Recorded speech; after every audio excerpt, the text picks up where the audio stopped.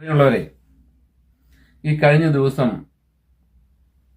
നമ്മുടെ മനുഷ്യ മനസാക്ഷിയെ തന്നെ ആകമാനം നടുക്കിക്കൊണ്ട് അല്ലെങ്കിൽ വേദനിപ്പിച്ചുകൊണ്ടാണ് ജിസ്മോളും 2 പെൺകുട്ടികളും മീനച്ചിലാറിൽ എടുത്തിയാടി മരിച്ചത്.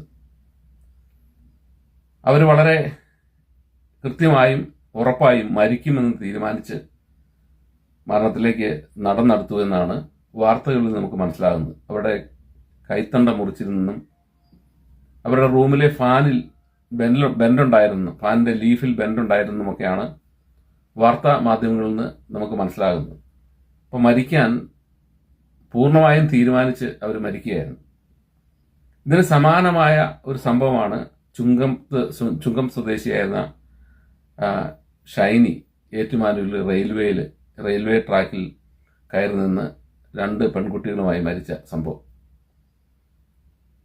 ഈ മരണങ്ങൾ സത്യം പറഞ്ഞാൽ മനസാക്ഷിയുള്ള എല്ലാ മനുഷ്യരെയും വേദനിപ്പിക്കുകയും അതോടൊപ്പം തന്നെ ഇത്തരം മരണങ്ങൾ തടയുന്നതിന് വേണ്ടി തനതായത് ചെയ്യണം എന്ന് ചിന്തിക്കുകയും ചെയ്യുന്ന മനുഷ്യരാണ് കൂടുതലുള്ളത് എന്നാണ് ഞാൻ വിചാരിക്കുന്നത്. ജിസ്മോളുടെ മരണവും ഇത്തരത്തിൽ വളരെ വേദനാജനകമാണ്. എങ്കിലും ഇത്തരം മരണങ്ങളെ പോലും ഈ ആത്മീയ കച്ചവടക്കാർ മുതലാക്കുന്നത് പലപ്പോഴും കാണുമ്പം ഇതിനെപ്പറ്റി പറയാതിരിക്കുന്നത് ശരിയല്ല എന്നുള്ളതാണ് ഇങ്ങനെ സംസാരിക്കാമെന്ന് തീരുമാനിച്ചത്. കഴിഞ്ഞ ദിവസം ലിവർപൂളിലെ ഒരു പള്ളിയിൽ ഒരു അച്ഛൻ ഈ മരണങ്ങളെപ്പറ്റി അദ്ദേഹം വിലയിരുത്തിയത് ഈ ക്നാനായ സമുദായത്തിൽ പൂർണ്ണമായും സാമ്പത്തികമൊക്കെ ഉണ്ടായിക്കഴിഞ്ഞപ്പം വിശ്വാസം നഷ്ടപ്പെട്ടുകൊണ്ടാണ് ഇത്തരത്തിലുള്ള മരണങ്ങൾ നമ്മുടെ കുടുംബങ്ങളിൽ ഉണ്ടാകുന്നതെന്ന് അദ്ദേഹം പ്രസംഗിച്ചുവെന്ന് ഞാനൊരു ഗ്രൂപ്പിൽ ചെന്ന് കഴിഞ്ഞപ്പോൾ അവിടെ ആളുകൾ സംസാരിക്കുന്നത് കേട്ടു. അപ്പോൾ മരണങ്ങളെ എങ്ങനെ ഈ ആത്മീയ വ്യാപാരികൾ എത്രമാത്രം അതിനെ കൊമേഴ്ഷ്യലൈസ് ചെയ്യാം എന്ന് ചിന്തിക്കുന്നതിൻ്റെ തലം ഞാൻ ചിന്തിക്കുകയായിരുന്നു. യഥാർത്ഥത്തിൽ ഇവര് ദൈവവിശ്വാസം ഇല്ലാത്തതുകൊണ്ടാണോ മരിച്ചത്? ഷൈനി എല്ലാ ദിവസവും പള്ളിയിൽ പോകുന്ന ആളായിരുന്നു, എല്ലാ ദിവസവും പ്രാർത്ഥിക്കുന്ന ആളായിരുന്നു.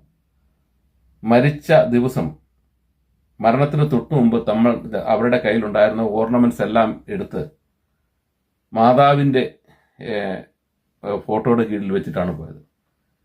അവര് വേറൊരു ആത്മീയ കച്ചവടക്കാരൻ നടത്തുന്ന ഒരു പത്രം സ്ഥിരമായി, എന്തായാലും പത്രത്തിന്റെ പേര് ഞാൻ പറഞ്ഞു, അത് അരച്ചു കഴിച്ചാലൊക്കെ അസുഖം മാറുമെന്നും ഒരുത്തും പെട്രോൾ ടാങ്കിൽ പത്രം കീറിയിട്ടിട്ട് പെട്രോൾ ഇല്ലാതെ വണ്ടി ഓടിക്കാമെന്നൊക്കെ പറഞ്ഞ സാധനമാണ് ആ പത്രം. എന്നാ ആ പത്രത്തിന് പേരൊക്കെ മതി, എനിക്ക് അതിന്റെ പേരൊന്നും എടുത്ത് പറഞ്ഞ കാര്യമില്ല. അങ്ങനത്തെ പത്രം വരുത്തിയിരുന്നയാളും അതോടൊപ്പം തന്നെ മാതാവിന്റെ ഈ ഉള്ള സ്വർണം കൂടി ഡെഡിക്കേറ്റ് ചെയ്തിട്ടാണ് ഷൈനി മരിച്ചു പോയത്. അപ്പൊ ഷൈനി വിശ്വാസി അല്ലായിരുന്നു. ഷൈനിയുടെ വീട്ടിലൊരു ഒരു പ്രീസ്റ്റ് ഉണ്ടായിരുന്നു. നമ്മുടെ എല്ലാം ധാരണ ഒരു വീട്ടിലൊരു അച്ഛനുണ്ടെങ്കിൽ ആ വീട് ഐശ്വര്യമായിരിക്കുമെന്നാണ്. ഈ പ്രീസ്റ്റ് ഈ കൊലപാതകത്തിൽ ഒന്നാമത്തെ കൾപ്രിറ്റ് ആയിരുന്നു. അത് ഈ വൈദികൻ മനസ്സിലാക്കണം. ഈ പള്ളിയിൽ നിന്നുകൊണ്ട് ഈ ഊളത്തരം വിളിച്ചു പറയുന്ന വൈദികർ മനസ്സിലാക്കണം. അപ്പൊ വിശ്വാസി അല്ലാത്തതുകൊണ്ടാണോ ഷൈനി മരിച്ചത്? ഇനി ജിസ്മോളുടെ കാര്യം എടുക്കാം. ജിസ്മോള് അവിടുത്തെ പള്ളിയിലെ എല്ലാ ആക്ടിവിറ്റീസിലും ഉണ്ടായിരുന്ന ആളാണെന്നും അവിടുത്തെ സാമൂഹ്യ മണ്ഡലത്തിലുണ്ടായിരുന്ന ആളാണ്. അവരൊരു പഞ്ചായത്ത് പ്രസിഡന്റായി 8 മാസക്കാലം ജോലി ചെയ്തിട്ടുണ്ട്. അവർ പോസ്റ്റ് ഗ്രാജുവേഷൻ കഴിഞ്ഞ ലോയിൽ പോസ്റ്റ് ഗ്രാജുവേഷൻ കഴിഞ്ഞ് ഹൈക്കോടതിയിൽ പ്രാക്ടീസ് ചെയ്യുന്ന വക്കീലായിരുന്നു. ഇവരുടെ വീട്ടിലും കന്യാസ്ത്രീമാരും അച്ഛന്മാരും ഒക്കെ ഉള്ളവരാണ് എന്നാണ് ഞാൻ വാർത്താ മാധ്യമങ്ങളിൽ നിന്ന് കണ്ടത്. വളരെ വിശ്വാസത്തോടു കൂടി ആ പിള്ളേരുകളുടെയും ഭർത്താവിൻ്റെയും അവരുടെ ദൈവവിശ്വാസമാണ് യഥാർത്ഥത്തിൽ അവരെ മരണത്തിലേക്ക് നയിച്ചത്. ദൈവവിശ്വാസം എന്ന് പറയുന്നത് എന്താ? ഈ നമ്മൾ വിവാഹം കഴിച്ചാൽ ആ വിവാഹം എന്നത്തേക്കുമുള്ളതാണ്. അപ്പോൾ അത് ഡൈവേഴ്സ് ചെയ്യാനൊന്നും ആർക്കും അവകാശമില്ല. 2 ഗ്രൗണ്ടിലെ ക്രിസ്ത്യൻ സഭ അത് ഡിവോഴ്സ് ചെയ്യാന്ന് പറയുന്നത്. ഒന്ന് ലുനാറ്റിക് ആയിരിക്കണം, അതായത് 7 years, after 7 years he still continuing as A lunatic person, നമുക്ക് വേണമെങ്കിൽ ഡിവോഴ്സ് ചെയ്യാം. അല്ലാത്ത പക്ഷം അഡൾട്ടറി പ്രൂവ് ചെയ്യണം. ഈ 2 ഗ്രൗണ്ടിലാണ് ക്രിസ്ത്യൻ മതവിശ്വാസ പ്രകാരം ഒരാൾക്ക് ഡിവോഴ്സ് ചെയ്യാവുന്നത്. ഇപ്പൊ ഇവിടെ ഈ ജിസ്മോൾ എന്ന് പറയുന്ന വൈദികരും അതുപോലെ വിശ്വാസിയുമായ എഡ്യൂക്കേറ്റഡ് ആയിട്ടുള്ള ആ സ്ത്രീ എന്തുകൊണ്ടാണ് വെള്ളത്തിൽ ചാടി മരിച്ചതെന്ന് അറിഞ്ഞാൽ ഞാൻ ഒറ്റ വാക്കി പറയും, അവർ ദൈവവിശ്വാസിയായിരുന്നുകൊണ്ടാണ്. ദൈവവിശ്വാസി അല്ലായിരുന്നെങ്കിൽ അവരൊരിക്കലും മരിക്കേണ്ടി വരില്ലായിരുന്നു. കാരണം ദൈവവിശ്വാസി അല്ല ആയിരുന്നെങ്കിൽ ആ സ്ത്രീ ഈ സമൂഹത്തിലെ വളരെ ഉപരി ഘടനയിൽ നിൽക്കുന്ന ഒരാളാണ്. ഉപരിഘടനയിൽ നിന്ന വിദ്യാഭ്യാസം കൊണ്ട് ഒരാൾ LLB പാസ്സാകുക എന്ന് പറഞ്ഞാൽ അതിന്റെ അർത്ഥം അവർക്ക് സമൂഹത്തിലെ നിയമവ്യവസ്ഥയെപ്പറ്റി ബോധമുണ്ടാകുക. നിയമം എന്ന് പറയുന്നത് എന്താ? ജസ്റ്റിസാണ്. ആ ജസ്റ്റിസിനെ പറ്റി ബോധമുണ്ടാകുക എന്നുള്ളതാണ്. അപ്പൊ തനിക്ക് നിഷേധിക്കപ്പെടുന്ന ജസ്റ്റിസിനെ പറ്റി കൃത്യമായി ബോധമുള്ള ആ സ്ത്രീ എന്തുകൊണ്ടാണ് തന്നെ മർദ്ദിക്കുകയും തന്നെ വീട്ടിൽ അപമാനിക്കുകയും തന്നെയും തന്റെ കുട്ടികളെയും മുൻപോട്ട് ജീവിക്കാൻ സമ്മതിക്കുകയും ചെയ്യാത്ത സാഹചര്യം ആ വീട്ടിൽ സൃഷ്ടിച്ചപ്പോൾ എന്തുകൊണ്ടാണ് അവർ ആ ജസ്റ്റിസിന് വേണ്ടി പഠിച്ച, ജസ്റ്റിസ് സമൂഹത്തിന് ഉണ്ടാക്കി കൊടുക്കുന്നതിന് വേണ്ടി പഠിച്ച ആ സ്ത്രീ അവരുടെ സ്വന്തം ജസ്റ്റിസിൽ നിന്ന് മറന്നത്, അല്ലെ സ്വന്തം ജസ്റ്റിസ് എസ്റ്റാബ്ലിഷ് ചെയ്യാൻ ശ്രമിക്കാത്തത് എന്ന് ചോദിച്ചാൽ അതിന്റെ അർത്ഥം അവരിൽ രൂഢമൂലമായ അന്ധവിശ്വാസമായ ദൈവവിശ്വാസമാണ്. അതിന്റെ കാരണം ആ ദൈവവിശ്വാസത്തിന്റെ പേരിൽ ഇവരെ കെട്ടിച്ചു വിട്ടു. ഇവര് പറയുന്നു ഭർത്താവ് ദൈവത്തെ പോലെ ഭർത്താവിനെ സ്നേഹിക്കണം, ഭാര്യയെ സഭയെ പോലെ സ്നേഹിക്കണം എന്നെല്ലാം പറഞ്ഞാണ് കെട്ടിച്ചു വിട്ടത്. ഈ ദൈവത്തെ പോലെ സ്നേഹിക്കണം എന്ന് പറഞ്ഞ അവരിൽ ഈ ഭർത്താവിനെ, അവരെ പലപ്പോഴും പറഞ്ഞു ഈ തല്ലിയ ഭർത്താവിനെ പറ്റിയോ ഉപദ്രവിക്കുന്ന ഭർത്താവിനെ പറ്റിയോ കുടുംബക്കാരെ പറ്റി പോലും അവരാരോടും ഒന്നും മോശമായി പറഞ്ഞിട്ടില്ല എന്നാണ് ആ പുറത്തുള്ള ആളുകൾ പറഞ്ഞ് കേട്ടത്. ആ വിശ്വാസം അവർക്ക് എവിടെ നിന്ന് കിട്ടിയെന്ന് ചോദിച്ചാൽ ഈ മതത്തിൽ നിന്ന് കിട്ടിയതാണ്. അപ്പൊ അതുകൊണ്ട് ആ മതവിശ്വാസി അല്ലായിരുന്നു, ദൈവവിശ്വാസി അല്ലായിരുന്നു എങ്കിൽ ജിസ്മോളും ഷൈനിയും, ഷൈനി പിന്നെ കുറച്ചുകൂടെ ശ്രമിച്ചു. ഞാൻ ഷൈനിയുടെ കേസ് ഡിഫറെന്റ് ആണ്. ഈ ജിസ്മോളുടെ കാര്യത്തിൽ അതിന് രണ്ടാണ്. കാരണം ഈ ബോധം ഈ ജിസ്മോളിലില്ലായിരുന്നെങ്കിൽ നിയമപാണ്ഡിത്യമുള്ള ജിസ്മോൾ എന്തുകൊണ്ട് ഡൈവോഴ്സിന് ശ്രമിച്ചില്ല? അവർക്ക് ഇത്രയും വിദ്യാഭ്യാസമുള്ള ഒരാൾക്ക് എന്തുകൊണ്ട് ഒരു ജോലി ചെയ്ത് ജീവിക്കാൻ കഴിയുന്നുള്ള ആത്മവിശ്വാസം അവരുണ്ടാക്കിയില്ല. അപ്പോൾ ഒന്ന് അവരുടെ കുടുംബപരമായ അവരുടെ ഉള്ളിൽ ഉറഞ്ഞുകൂടിയ മതബോധത്തിന്റെ അടിസ്ഥാനത്തിൽ ഉറഞ്ഞുകൂടിയ അവരുടെ കുടുംബത്തിന്റെ പ്രാധാന്യം നഷ്ടപ്പെടും, അല്ലെ അവരുടെ കുടുംബത്തെ അപമാനിക്കപ്പെടും എന്നുള്ള അവരുടെ ചിന്ത. രണ്ട്, ദൈവത്തിന്റെ പേരിൽ അവരിൽ ഉറഞ്ഞുകൂടിയ ആത്മബോധം. ഇത് രണ്ടും കൂടെ കൂടി അവരുടെ ശരിയായ അർത്ഥത്തിൽ അവരെ അത് ചിന്തിപ്പിക്കാൻ തടസ്സപ്പെടുത്തി എന്നാണ് ഞാൻ മനസ്സിലാക്കുന്നത്. അല്ലെങ്കിൽ ജിസ്മോൾക്ക് എന്തുകൊണ്ട് ഈ സമൂഹത്തിൽ ജീവിച്ചുകൂടാ? ജിസ്മോള് ഇത്രയും വിദ്യാഭ്യാസം ഉള്ള ഒരാളാണ്, എന്തുകൊണ്ട് ഡൈവോഴ്സിന് പോയിക്കൂടാ? ഡിവോഴ്സ് എന്ന് പറഞ്ഞാൽ ഒരു പ്രോഗ്രസീവായ കാര്യമാണ്, അതൊരു തിന്മയൊന്നുമല്ല. ഡിവോഴ്സ് ഒരു പ്രോഗ്രസീവായ കാര്യം. നമുക്ക് രണ്ടുപേർക്ക് ഒരുമിച്ച് ജീവിക്കാൻ കഴിയാത്ത സാഹചര്യം എന്നാൽ ഡിവോഴ്സ് ചെയ്ത് പോകണം. അത് ഡിവോഴ്സ് അല്ലാതെ കൊലപാതകത്തിലേക്ക് പോകല്ല ചെയ്യുന്നത്. മനുഷ്യനെ ഫണ്ടമെന്റലി ജീവിക്കാനുള്ള വഴിയാണ് മനുഷ്യൻ അന്വേഷിക്കേണ്ടത്. അപ്പോൾ ഡിവോഴ്സ് എന്ന് പറഞ്ഞാൽ ഒരു പ്രോഗ്രസീവ് അല്ലാത്ത കാര്യമല്ല, അത് പ്രോഗ്രസീവായ കാര്യം തന്നെയാണ്. എന്തുകൊണ്ട് ജിസമോൾ അത് ചിന്തിച്ചില്ല എന്ന് ചോദിച്ചാൽ ഈ ദൈവവിശ്വാസവും മതവിശ്വാസവും അവരിൽ ഏൽപ്പിച്ചിട്ടുള്ള ദുരഭിമാനമാണ് അതിന്റെ കാരണം എന്ന് പറയുന്നത്. ആ ദുരഭിമാനത്തിന്റെ അടിസ്ഥാനത്തിലാണ് ഈ ജിമ്മി എന്ന് പറഞ്ഞ ഈ മർദ്ദിച്ചു എന്ന് പറയുന്ന ഭർത്താവിനെ പറ്റി പോലും അവരൊരു മോശം വാക്ക് പുറത്ത് പറയാറുണ്ട്. അതുപോലെ അവർ ഡിവോഴ്സിന് പോയാൽ അവരുടെ കുടുംബത്തിന്റെയും അതുപോലെ തന്നെ അവരുടെയും ദുരഭിമാനം, അവരൊരു ഡിവോഴ്സ്ഡ് ആയിട്ടുള്ള പെണ്ണ് എന്നുള്ള നിലയ്ക്ക് സമൂഹത്തിൽ അവർ അനുഭവിക്കേണ്ടി വരുന്ന, ആ കമ്മ്യൂണിറ്റിയിൽ നിന്ന് അനുഭവിക്കേണ്ടി വരുന്ന വിഷമങ്ങളാണ് അവരെ യഥാർത്ഥത്തിൽ ആ മരണത്തിലേക്ക് തള്ളിവിട്ടത്.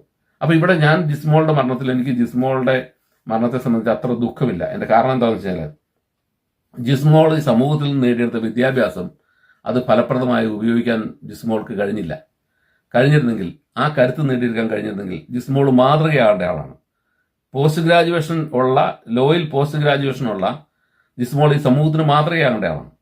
ആ മാതൃകയാകേണ്ട ജിസ്മോൾ എന്തുകൊണ്ട് മാതൃകയായില്ലെന്ന് ചോദിച്ചാൽ ഈ കിരാതമായ മതബോധവും ഈ കിരാതമായ ദൈവസങ്കല്പവും ആണ് യഥാർത്ഥത്തിൽ ജിസ്മോളെ ആ തരത്തിൽ ചിന്തിക്കാൻ, ഡിവോഴ്സിലേക്ക് പോകാതിരിക്കാൻ കാരണമായത്.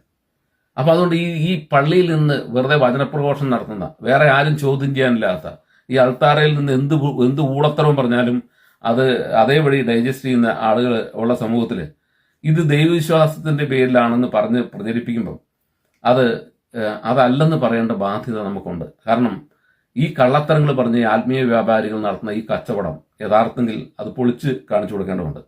ഈ ഷൈനിയും ദൈവവിശ്വാസിയായിരുന്നു, ഈ പറഞ്ഞ ജിസ്മോളും ദൈവവിശ്വാസിയാണ്. പക്ഷെ ഷൈനിയുടെ കാര്യത്തിൽ വ്യത്യസ്തതയുണ്ട്. ഷൈനി ഡിഗ്രി പാസ്സായ, ഡിഗ്രിയോടുകൂടി BSc നേഴ്സാണ്. BSc നേഴ്സായ ഷൈനി ഒരു ജോലിക്ക് വേണ്ടി ശ്രമം നടത്തി, അതിജീവനത്തിന് വേണ്ടി ഡൈവേഴ്സ് പെറ്റീഷൻ ഫയൽ ചെയ്തിട്ടുണ്ടായിരുന്നു. അവർ അതിജീവനത്തിന് വേണ്ടി ജോലിക്ക് പോകാൻ വേണ്ടി ശ്രമിച്ചു. അവരുടെ എഫേർട്ടുകൾ പലതും നമുക്ക് തള്ളിക്കളയാൻ പറ്റത്തില്ല. ആ എഫേർട്ടുകൾക്ക് ശേഷമാണ് അവരെ വേദനിപ്പിച്ച എന്തോ ഒരു സംഭവം ഉണ്ടായി. അതിലെല്ലാം അവർ പരാജയപ്പെടുന്നു. എൻ്റെ 2 പെൺകുട്ടികൾ ഇവിടെ ഉപേക്ഷിച്ചിട്ട് പോയാൽ അവരുടെ സുരക്ഷിതത്വം ഒരുപക്ഷെ അവർ ഭയപ്പെട്ടിട്ടുണ്ടാവും. അങ്ങനെ ഒട്ടേറെ കാരണങ്ങൾ കൊണ്ടാണ് ഷൈനി ഈ പറഞ്ഞ ആത്മഹത്യ എന്ന് പറഞ്ഞത്. ഒരിക്കലും ചെയ്യാൻ പാടില്ലാത്താണെങ്കിലും നമ്മൾ അതിനെ ഒരിക്കലും പ്രോത്സാഹിപ്പിക്കാൻ പാടില്ലാത്താണെങ്കിലും ഷൈനിയുടെ ഭാഗത്ത് ചില ജസ്റ്റിഫിക്കേഷൻസ് ഉണ്ടായിരുന്നു. പക്ഷെ ജിസമ്മോളുടെ ഭാഗത്ത് ഒരു ജസ്റ്റിഫിക്കേഷനും ഇല്ലെന്നാണ് എൻ്റെ അഭിപ്രായം.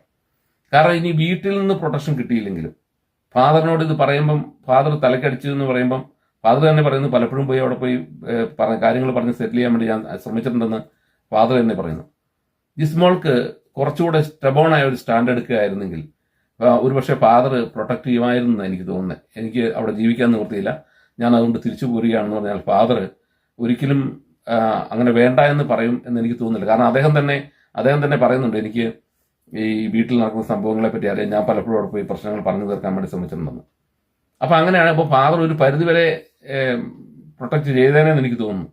ഇനി ഫാദർ പ്രൊട്ടക്ട് ചെയ്തില്ലെന്ന് വെക്കുക, പൂർണ്ണമായും ഇപ്പം പല വീടുകളിലും ഒരു കെട്ടിച്ചു വിട്ട പെണ്ണ് വന്ന് നിൽക്കുമ്പോൾ അതിൻ്റെതായുള്ള ബുദ്ധിമുട്ടുകളുണ്ട്, പലതരത്തിലുള്ള പ്രശ്നങ്ങളുണ്ട്.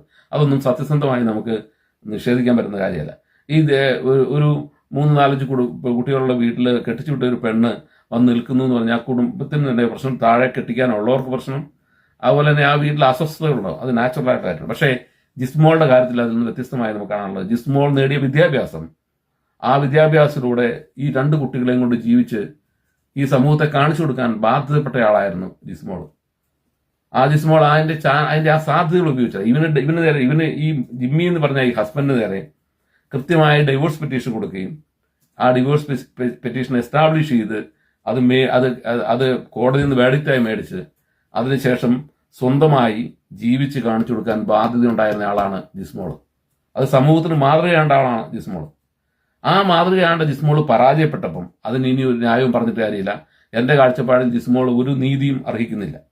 കാരണം ജിസ്മോൾ നേടിയ വിദ്യാഭ്യാസം അത്തരത്തിൽ ഉന്നതമായ വിദ്യാഭ്യാസമാണ്.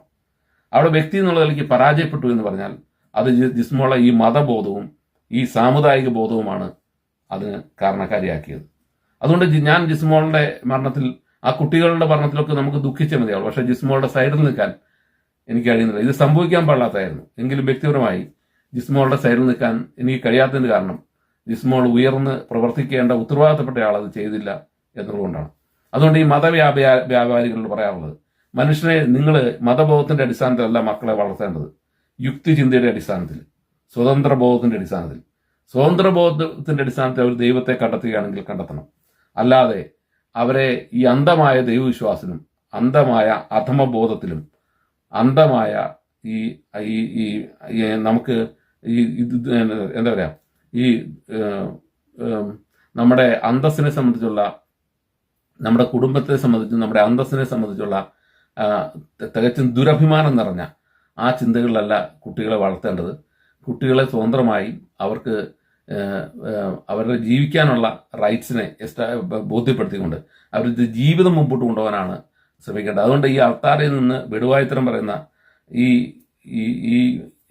എന്താ പറയുക, ഈ കുർബാന നാടകക്കാരോട് പറയാനുള്ളത്, നിങ്ങൾ പറയുമ്പോൾ കുറച്ചുകൂടി സത്യസന്ധമായി പറയണം. അപ്പോൾ അതുകൊണ്ട് ഈ പണവും പൈസയൊക്കെ ഉണ്ടായപ്പോൾ ദൈവവിശ്വാസം നഷ്ടപ്പെട്ടു എന്നുള്ളതുകൊണ്ടല്ല, നിങ്ങൾ അടിച്ചേൽപ്പിച്ച അധമബോധവും ദുരഭിമാനവുമാണ് യഥാർത്ഥത്തിൽ ഈ മരണങ്ങളൊക്കെ സൃഷ്ടിക്കപ്പെടുന്നത്.